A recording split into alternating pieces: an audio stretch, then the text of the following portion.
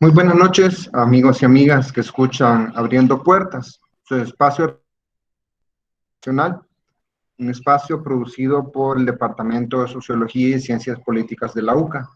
Mi nombre es Luis Aguilar y esta noche tenemos el honor de compartir con el padre José María Tojeira y el tema que nos compete, que vamos a tratar ahora en la radio aquí en YSUCA, es la importancia del legado de Manuel Escalante en torno a la lucha por los derechos humanos. Muy agradecido, Padre Tojeira, por estar aquí con la audiencia de Abriendo Puertas y pues sea bienvenido. Nuestras condolencias por la pérdida del doctor Manuel Escalante. Pues muy bien, Luis, muchas gracias y un saludo a toda la audiencia de Abriendo Puertas. Muchísimas gracias, Padre. En este sentido, la importancia de los derechos humanos en El Salvador, que bueno, esta, digamos, ha sido o fue una lucha muy importante en distintos ámbitos por parte de Manuel Escalante, en casos muy concretos. Pero para rescatar un poco de la memoria tan amplia de ¿qué es lo que usted podría rescatar? ¿Qué es lo que usted conoció de Manuel Escalante como persona? ¿Qué es lo que podría destacar en los inicios de su relación con él? Bueno, tal vez lo primero es la actitud que Manuel tenía frente a sus deseos de estudio. Él quería estudiar Derecho y decía desde el principio que quería estudiar Derecho para defender y apoyar las causas de los pobres. Eso lo tenía muy claro desde el último año de bachillerato, que fue cuando yo le conocí. Se matriculó en Derecho aquí en la universidad y poco a poco fue descubriendo que los derechos humanos, unido al derecho constitucional, era la mejor manera de defender los derechos de los pobres. Las constituciones son la base de toda la legislación y de la convivencia, ¿verdad?, entre las personas. Es la ley prioritaria que tenemos en el país que regula los derechos y los deberes de las personas, la distribución del poder, los pesos, contrapesos, etcétera, ¿verdad?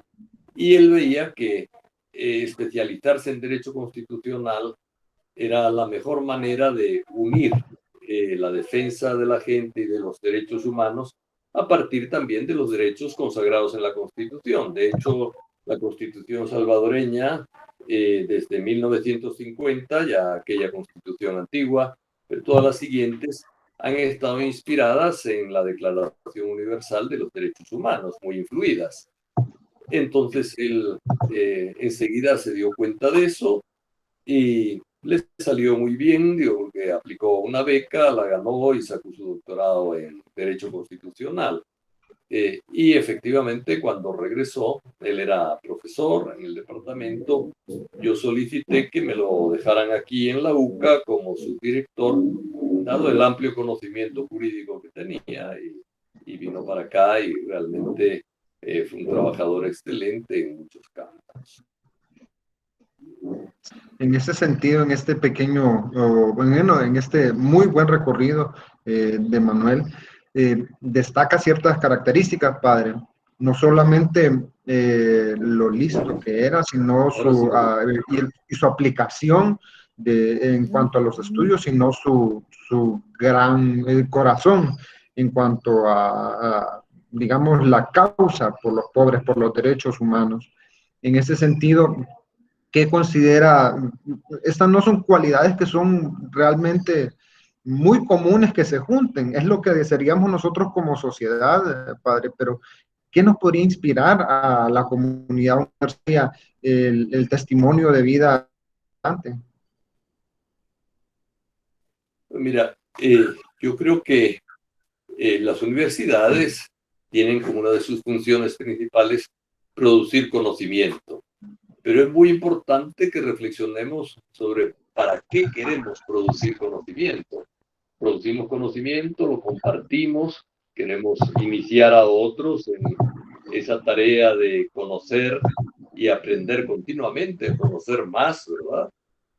queremos formar desde una posición de valores inspirados en los valores cristianos, en el Evangelio, pues evidentemente yo creo que el ejemplo de Manuel es muy importante porque él sí no era una persona que valorara excesivamente sus conocimientos, sino que valoraba la posibilidad de servir con ellos más que los propios conocimientos. Es decir, no se quedaba en el conocimiento como una realidad pues buena, porque conocer siempre es bueno, pero una realidad indiferente, sino que era el conocimiento una realidad que tenía un valor precisamente no solo de divulgación, sino también de defensa de los derechos de la gente. Yo creo que en toda vida profesional es muy importante ver desde qué punto y desde qué aspecto de la propia profesión se puede relanzar un servicio al bien de todos, al bien común y especialmente al bien de los más pobres, dadas las desigualdades y la pobreza que existen en El Salvador. Y evidentemente desde uno ve en la UCA que en arquitectura hay mucha gente preocupada y lo mismo en ingeniería civil por la buena construcción y adecuada construcción de vivienda para nuestra población, ¿verdad? Es decir, tenemos incluso un centro de investigación sobre resistencia de materiales muy importante junto a la cancha de fútbol, que lo que trata es de ayudar en la construcción popular a diseñar construcciones sismo resistentes, ¿verdad?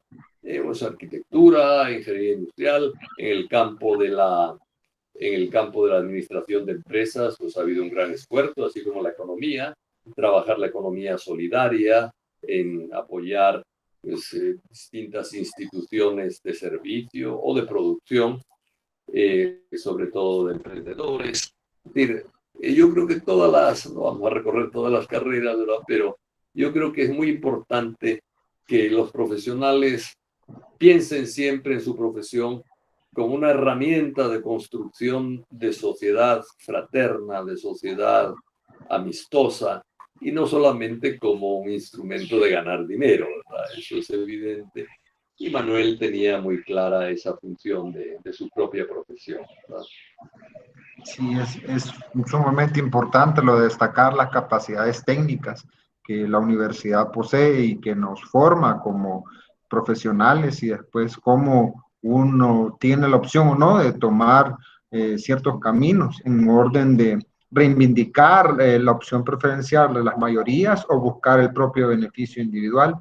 En este sentido, padre, ¿cuáles cree que serían, por decirlo así, las deudas o las causas que Manuel hubiera deseado continuar, aquellas que yo sé que es una pregunta muy amplia, pero ¿cuáles son aquellos causas que todavía quedan pendientes que él hubiera deseado continuar peleando por ellas?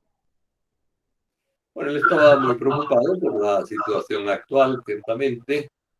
Todo el tema de la libertad ciudadana, libertad de información, acceso a la información, eran temas que le preocupaban mucho. Al mismo tiempo, por supuesto, los derechos a la vida eran un campo muy importante, especialmente en la investigación. Él era el coordinador del Observatorio Universitario de Derechos Humanos, que está integrado en el IDUCA, y que ya está produciendo sistemáticamente informes realmente interesantes y con respecto a algunos derechos exhaustivos. Entonces, él sí, lo que es derechos a la vida, a la integridad de la persona, derechos a la libertad de expresión, derechos al acceso a la información pública, eso eran temas en los que estaba trabajando mucho. Y también, por supuesto, en temas de derecho constitucional. Teníamos unos convenios de amicus curiae, se llama, con la Corte Suprema, especialmente con la Sala de lo Constitucional, para contribuir en temas como los derechos de las víctimas del pasado, es decir, la justicia transicional, un tema que él trabajó mucho también, Y incluso pues en algunos momentos también llevó algunos casos que eran importantes, incluso en algún momento frente a algunas arbitrariedades de la Asamblea Legislativa anterior, llegó a poner un caso en el contencioso administrativo que fue aceptado, ¿verdad? Después cambiaron a los jueces del contencioso administrativo y se vino un poquito abajo el caso, ¿verdad? Porque había realmente algunos jueces muy buenos, jueza más bien en el contencioso administrativo muy competente, y ahí Manuel encontró mucho eco. Después se deterioró la sala del contencioso administrativo y degeneró en una sala bastante deficiente, vamos a decirlo así. Pero era realmente un hombre muy abierto a reflexionar lo jurídico, ¿verdad? Y reflexionar lo jurídico como instrumento de garantías para la, la gente, una persona que podía utilizar esos mecanismos. Por ejemplo, un tema interesante que al final nos resultó, pero él fue el que redactó la propuesta que un montón de instituciones y junto con la Iglesia Católica también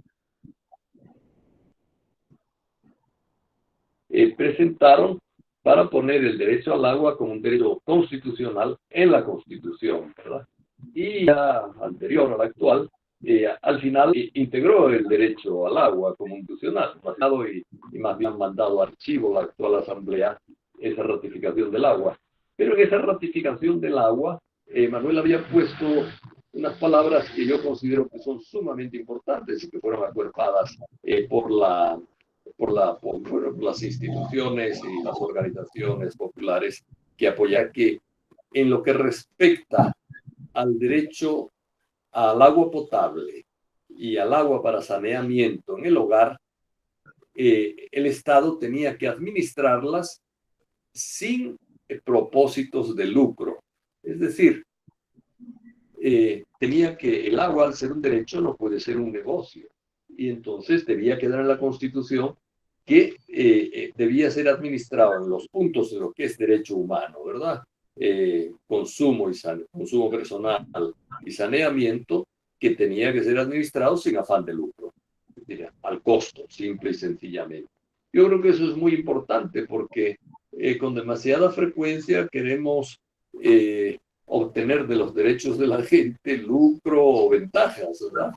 Y creo que los derechos, al ser universales y ser derechos, pues evidentemente tienen que ser administrados sin afán de lucro, ¿va? Sin costo, ¿va? Sin costo comercial, vamos a decirlo así.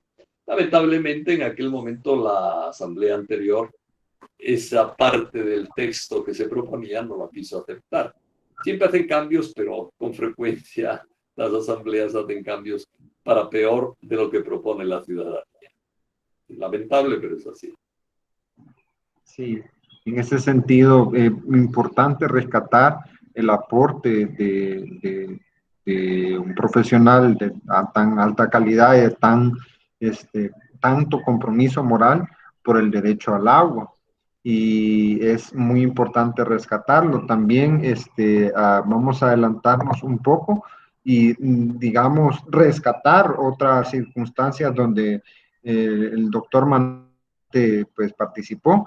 Él renunció a la comisión ad hoc para estudiar propuestas a la reforma constitucional y dijo, retomando, así lo dijo, él en su momento dijo, he tomado la decisión de separarme de este equipo ad hoc en contribuir con más esfuerzo a la superación de la impunidad histórica de las graves violaciones a los derechos humanos.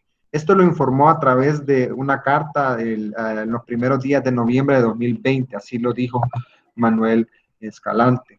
Y en este sentido, padre, que no solamente destaca o destacaba su calidad moral e intelectual, sino su valentía para hacer las cosas. No, es evidente que él no se sintió muy a gusto en la comisión ad hoc, participó pocas veces. Si participó fue porque era un hombre de diálogo que nunca se negaba a dialogar, pero vio que había unos intereses que para él no estaban muy claros, ¿verdad? En el modo de hablar y en el modo de proponer, después se ha ido viendo, cuando se hablaba de reformas constitucionales, a él lo que le interesaba más es que las reformas contribuyeran sobre todo en los derechos económicos y sociales, eh, que se ampliara por lo menos la obligación de que la ley secundaria garantizara más los derechos económicos y sociales. Pero vio que más había intentos de cambios más basados en la política y a veces buscando ciertas ventajas políticas para el poder. Entonces eso no le gustó mucho. Y en ese mismo instante o en ese mismo tiempo nosotros teníamos pendiente el caso de los jesuitas, que después la sala de lo penal de un modo prevaricador, injusto, pues dio un sobreseguimiento que estamos peleando para que se revierta, pero eso hizo que también se diera cuenta que necesitaba emplear su trabajo en otros temas como más importantes en la lucha contra la impunidad, especialmente, ¿verdad? Él le gustaba colaborar también amistosamente, ¿verdad? No que quienes llevan el caso del Mozote son otras personas realmente muy coherentes también con con los derechos humanos, pero Manuel le gustaba acompañarlos, hablar con ellos, comentar, enterarse, si podía aportar algo, aportarlo. Era un hombre realmente amistoso y vio que podía trabajar más en vez de un poco perder el tiempo en esa comisión. Bueno, ya hemos visto que incluso el que había sido presentado como pues abogado estrella de la comisión, el doctor Fabio Castillo, pues también se ha retirado de esa comisión, ¿no? Sí, es importante ver, digamos, la trayectoria de un colaborador de la universidad comprometido con sus valores, pero con una trayectoria muy rica en un tiempo tan corto. Es una cosa, pues, que impresiona y duele como país. No, aunque hay muchas preguntas que, digamos, quisiera hacer, pero quisiera que nos pudiera, digamos, definir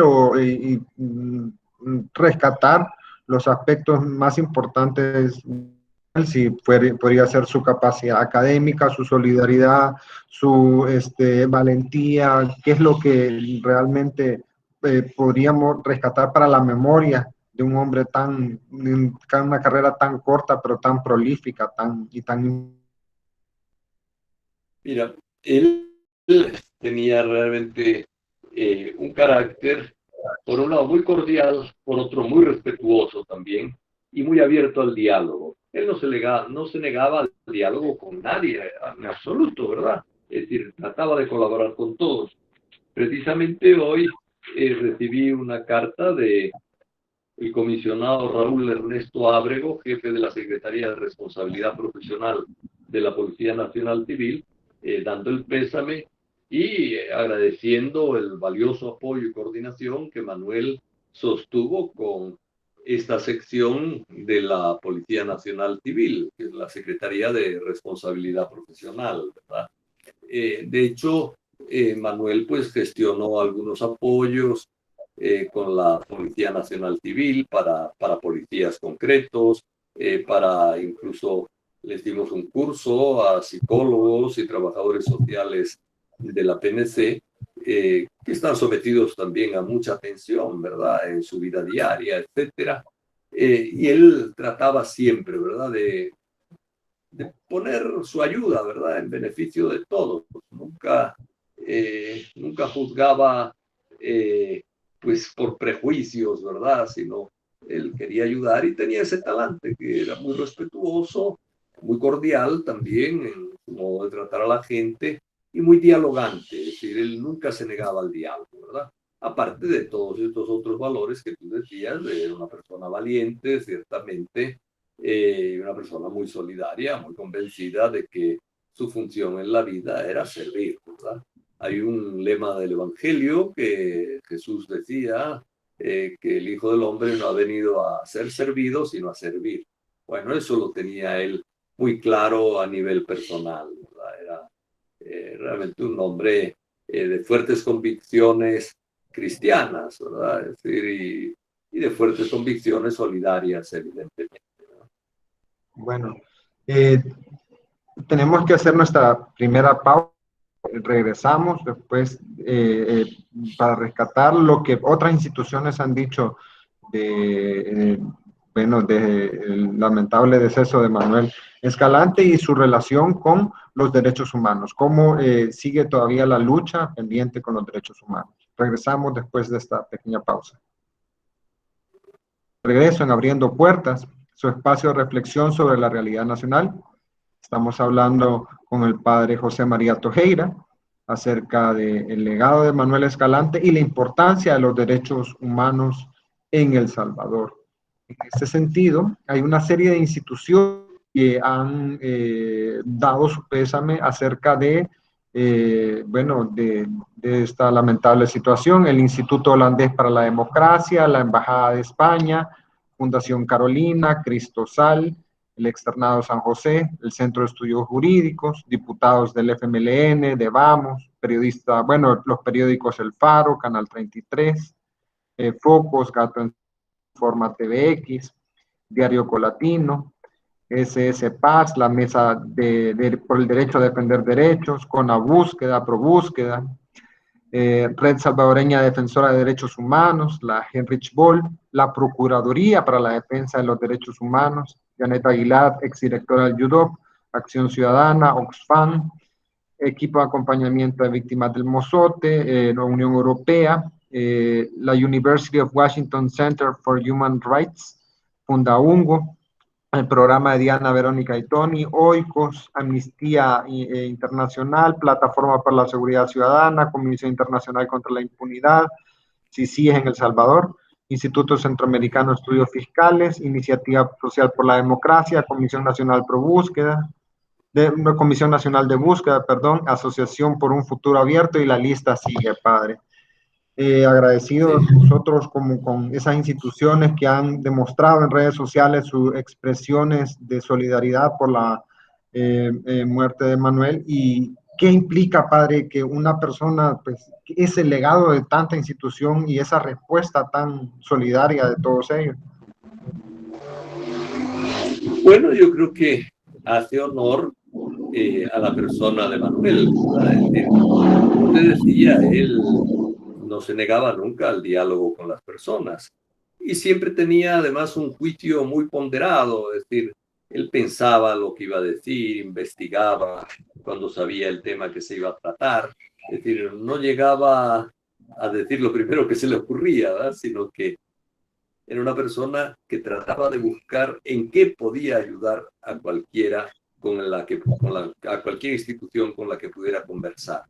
Y yo creo que ese estilo de él, y al mismo tiempo un hombre muy leído, muy bien preparado, que también aquí internamente en el IDUCA conversaba mucho los problemas, era un hombre muy de equipo, ¿verdad? Es decir, yo hablaba prácticamente todos los días con él y generalmente hablábamos de problemática social, legal, de derechos humanos.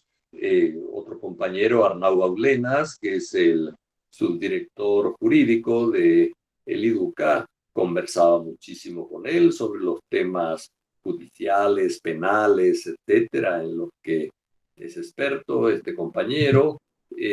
La gente del Observatorio Universitario de Derechos Humanos le pedía siempre consejos sobre cómo hacer cada uno de los de los ítems, ¿verdad? Que tenían, bueno, para poder después valorar si se cumplía o no se cumplía determinado derecho. Es decir, entonces estaba en relación internamente, muy en diálogo con todos, lo cual hacía que se potenciara él, nos potenciaba a los demás, pero también se potenciaba y alimentaba con las ideas de los demás y al mismo tiempo era una persona que leía, ¿va? Yo la verdad no sé de dónde sacaba tanto tiempo, ¿verdad? Pero sí era una persona muy, muy trabajadora, ¿verdad? En la página web del IDUCA tenemos algunos de sus escritos, que son bien interesantes, sobre justicia transicional, sobre otros puntos, eh, y se le veía eso siempre, siempre dispuesto a trabajar, echar una mano, complementar trabajos de otros. Realmente un hombre muy dedicado. Y entonces no es extraño que mucha gente haya sentido su partida, ¿verdad? Porque si veían en él una persona muy abierta, que no tenía un cariz ideológico partidista, que estuviera con alguien o con un interés político determinado, sino que estaba realmente con los derechos humanos y con los intereses de la gran mayoría de la gente. Sí, en este sentido, recuperando algo de lo que dice, algunas de las publicaciones realizadas por el doctor Manuel Escalante, normativas para la creación y el funcionamiento de la Comisión Internacional contra la Impunidad en El Salvador, CICIES. Eso está en la página web del IDUCA. El 1989-2016, un recorrido por la búsqueda de justicia, publicada en la revista ECA, el Código de Ética y Cánones Éticos de la Universidad Centroamericana, y bueno, tiene una cantidad de escritos que son realmente impresionantes porque la capacidad de escritura y de lectura era mucho pues, para destacar dentro de esta capacidad de investigar, de hacer proyectos y otros. Hay otra pregunta, padre, que no quisiera dejar de hacérsela en honor al legado de la importancia de los derechos humanos. No sé si nos podría comentar en forma general en qué consiste. Bueno, él era coordinador general del Observatorio Universitario de Derechos Humanos de la UCA. Si nos podría comentar qué es lo que hace este observatorio y por qué es tan importante. Mira, generalmente los observatorios de lo que tratan es de ser exhaustivos con respecto al funcionamiento y cumplimiento de los derechos humanos en un país, ¿verdad? Acuden muchas veces a la información oficial, pero también la complementan con información periodística, información de otras instituciones, etcétera. Y tratan de presentar exhaustivamente la situación con respecto a derechos humanos. Evidentemente, tienen que seleccionar algunos derechos humanos, los que por definición se ve que o son menos cumplidos o donde hay más problemas, o también a veces pues depende un poco de la capacidad que tiene el propio observatorio. Observatorios fuertes y sistemáticos en El Salvador existe, creo yo, existe un observatorio de derechos de la mujer, ¿verdad? Especialmente muy, muy concentrados en los derechos, bueno, de seguridad personal de la mujer, eh, en contra de violaciones de cualquier tipo de abuso contra la mujer, ¿verdad? Eh, es un observatorio de Hormuza, Organización de Mujeres Salvadoreñas, y realmente es bueno, pero creíamos que faltaba un observatorio generalizado de derechos humanos. No empezó con todos los derechos, ¿verdad? Existentes, que hay una enorme cantidad de derechos, tanto en la Declaración Universal, son veintitantos, y no digamos en la Constitución salvadoreña, y después derechos que se han ido ampliando a lo largo de la historia, ¿verdad? A lo largo de los años que han pasado desde la Declaración Universal, con protocolos, con convenios, con todo tipo de nueva documentación que ha ido surgiendo en torno a los derechos humanos. Y entonces un observatorio nuestro va creciendo, empezamos con 5 derechos, ya estamos analizando 7 derechos. La idea es ir avanzando en aquellos derechos que tienen más problemas en El Salvador y sobre ellos no solamente hacer un análisis exhaustivo, sino también a partir de ellos hacer sugerencias, investigar cómo se puede ir mejorando la situación, cuál es la problemática de fondo, cuáles son las causas de esas violaciones de derechos humanos, pero sobre todo tener el dato y tener el dato científico de cuál es el estado de las violaciones de ese tipo de derechos, que sirva pues para investigadores, para catedráticos, para la misma policía, etcétera, que puedan hacer a partir de esos estudios sistemáticos para que puedan hacer sus políticas públicas. Siempre un observatorio busca fortalecer políticas públicas en los estados. En ese sentido, realmente un observatorio es clave, tanto para investigación, producción de pensamiento, políticas públicas, etc. Como digo, nuestro observatorio ya tiene 7 derechos que se están analizando, sobre todo vinculados a los derechos a la vida, y vamos ampliando en derechos. Queremos ir avanzando también en derechos económicos y sociales, que son un problema fuerte en El Salvador, y queremos tener ya al final un observatorio que por lo menos estudie en profundidad la mayoría de los derechos que son sistemáticamente o muy generalizadamente violados en El Salvador. Eso es importante.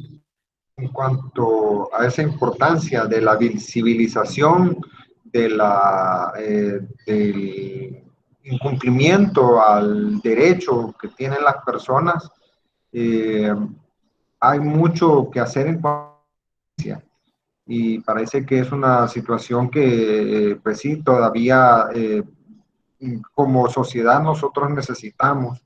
Manuel Escalante, a mi juicio, según personal, fue una persona muy comprometida por la lucha por la transparencia y como comunidad universitaria nosotros estamos pues comprometidos con esa lucha también de llevarla a cabo. Ahora, padre, quizás para ir finalizando, ¿cuál sería un pensamiento final del legado de Manuel Escalante? Como usted decía, hay que tener investigación científica, pero también hay que tener la disponibilidad para llevar esa investigación a la opción preferencial por los pobres.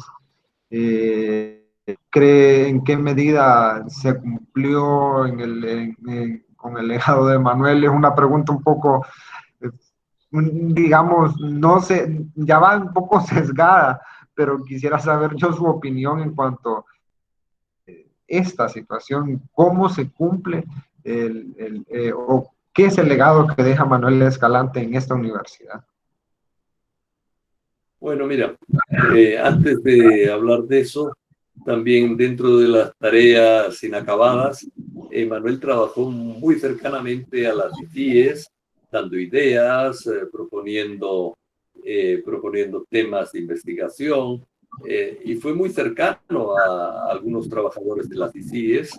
En ese sentido, también deja ahí un trabajo inacabado, pero también lo importante a veces no es tanto que se dejen trabajos inacabados, sino que lo importante es que se dejan líneas de trabajo abiertas, ¿verdad? Y eso es una gran herencia de Manuel, deja muchas líneas abiertas de trabajo, ¿verdad? En todos los campos que hemos venido diciendo. Entonces, para la universidad yo creo que deja un legado de interés por la investigación, por el análisis de la realidad, por la búsqueda de políticas públicas que subsanen los errores de nuestra vida social. Yo creo que deja esas puertas abiertas, ¿verdad? Claro, él trabajó especialmente como abogado, pues era un jurista, ¿verdad? Y tenía que trabajar pues en temas vinculados a la ley.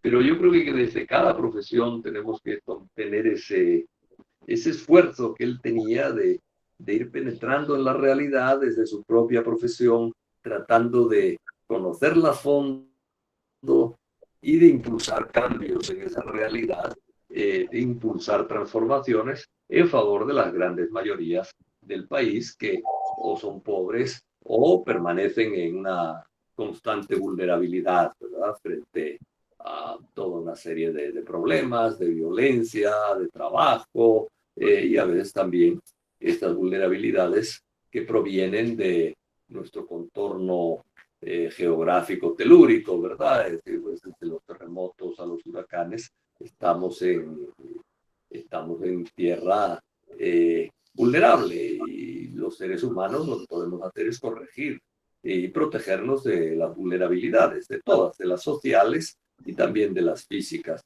Y las profesiones, indudablemente, y las profesiones dentro de la universidad deben enfocarse precisamente a esa investigación de la realidad que puede hacer de nuestra realidad una realidad no solo más fraterna, sino también más segura y una fraternidad, y una realidad pues también más cordial, ¿verdad? Es decir, sin esta violencia del trato que a veces tenemos nosotros, entre nosotros.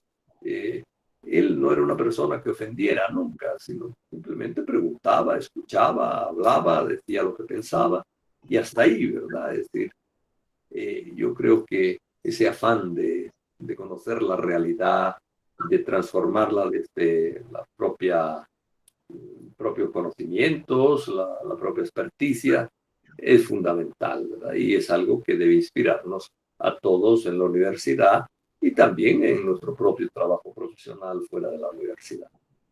Sí, sin duda, padre. Tantas situaciones como las que usted dice, puntuales, que se quedan cortas, su contribución para la transparencia con las ICIES, su compromiso con las víctimas del Mozote, su valentía para saber hasta cuándo podía contribuir en la reforma constitucional.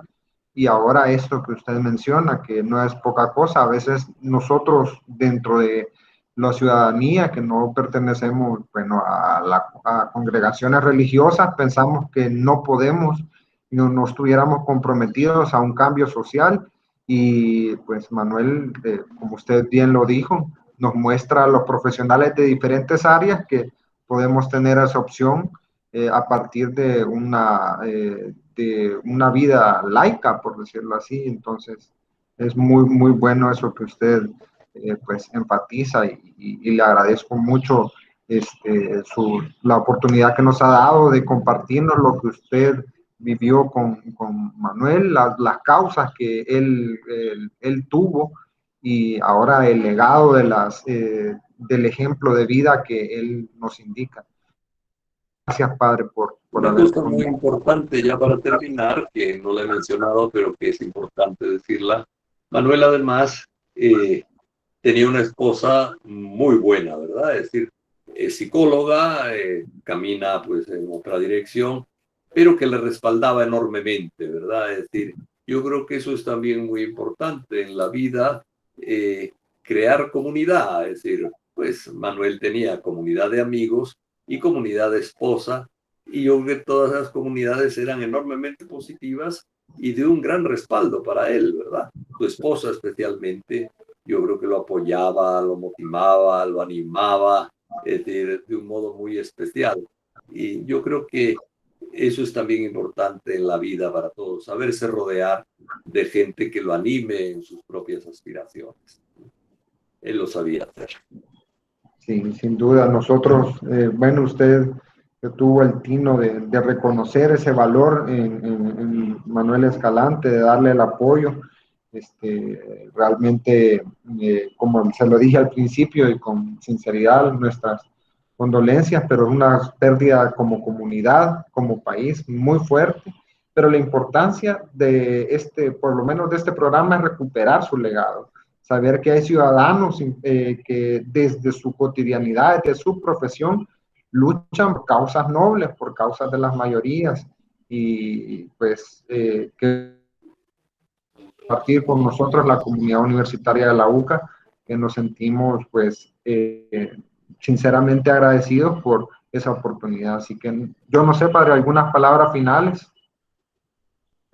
Pues animarnos todos, ¿verdad? Es decir, yo creo que personas como Manuel nos muestran coherencia de vida. Es cierto que nos duele perderlo, pero yo creo que tenemos que darle gracias a Dios o sentirnos profundamente felices de haber sido parte de la vida de Manuel y de haber recibido a través de Manuel un apoyo para nuestro trabajo, para nuestra esperanza, para nuestras luchas. Pero realmente era un hombre sumamente solidario y que aportaba, ¿verdad? Es que nos ayudaba a crecer a todos los que le rodeábamos. Entonces, yo creo que es muy importante sentirnos agradecidos y recordar esa vida tan honda y al mismo tiempo tan dada, tan regalada para sus amigos, para su gente, ¿verdad? Yo creo que eso tiene que animarnos y hacernos amar la vida y que la vida realmente sea un esfuerzo de solidaridad y de hermandad para todos y entre todos. Sí, totalmente. En esta solidaridad y en esta realidad hay problemas todavía por resolver. Seguiremos hablando de ellos, quizá en alguna otra oportunidad, padre. Este es su programa Abriendo Puertas, un espacio de reflexión sobre la realidad nacional, producido por el Departamento de Sociología y Ciencias Políticas de la UCA. Mi nombre es Luis Aguilar y en nombre de los que producen o hacen posible este programa, les agradecemos a quienes nos escuchan y nos escucharemos en una próxima oportunidad. Que pasen muy buenas noches. Mucho gusto, Luis. Encantado.